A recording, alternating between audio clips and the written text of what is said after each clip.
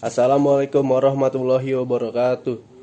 Perkenalkan, nama saya Ahmad Farul Rozi dari Fakultas Ekonomi dan Bisnis, Prodi Manajemen.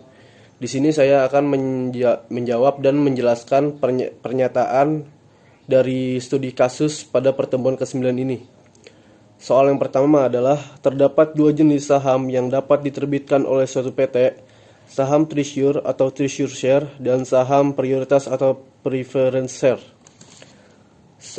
Saya menjawab salah, karena dua jenis saham yang hanya diterbitkan oleh suatu PT adalah saham biasa dan saham prioritas atau preference. Soal yang kedua, pemegang saham preference dapat ikut serta dalam pengambilan keputusan perusahaan.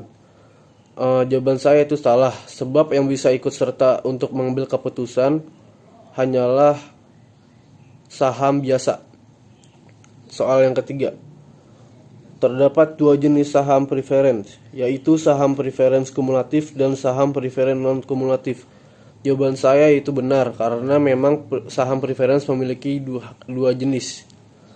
Soal yang keempat, jika dilihat dari nilai yang ditetapkan suatu saham, terdapat tiga jenis saham.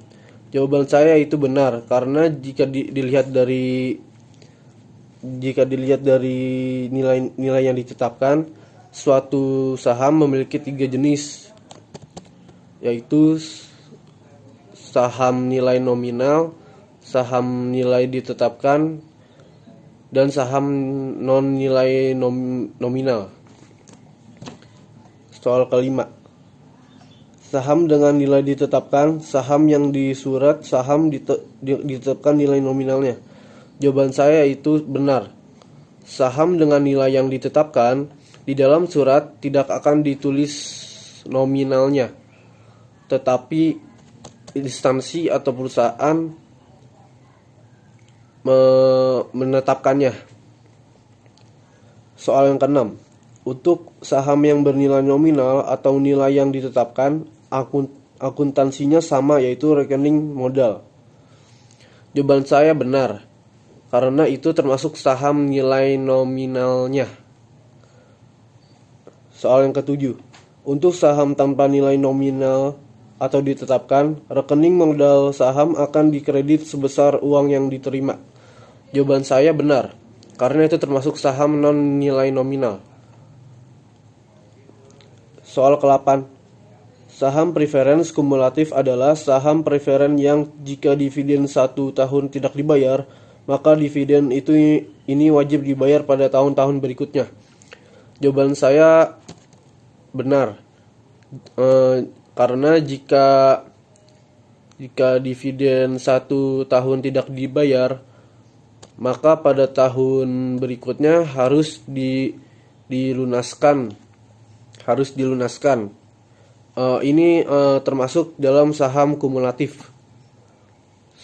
Soal yang ke-9, dalam stock split, jumlah modal yang disetor tidak berubah. Yang berubah hanya jumlah lembar saham yang beredar. Jawaban saya benar, karena itu adalah penurunan nilai dari saham biasa dengan mengeluarkan saham yang lebih, dan tidak perlu dibuat ayat jurnalnya. Jawaban ke-10, apabila terjadi stock split, maka harus dibuat ayat jurnalnya. Jawaban saya adalah salah, karena itu tidak akan berubah. Yang berubah adalah saham yang beredar, dan juga tidak perlu ditulis juga ayat jurnalnya.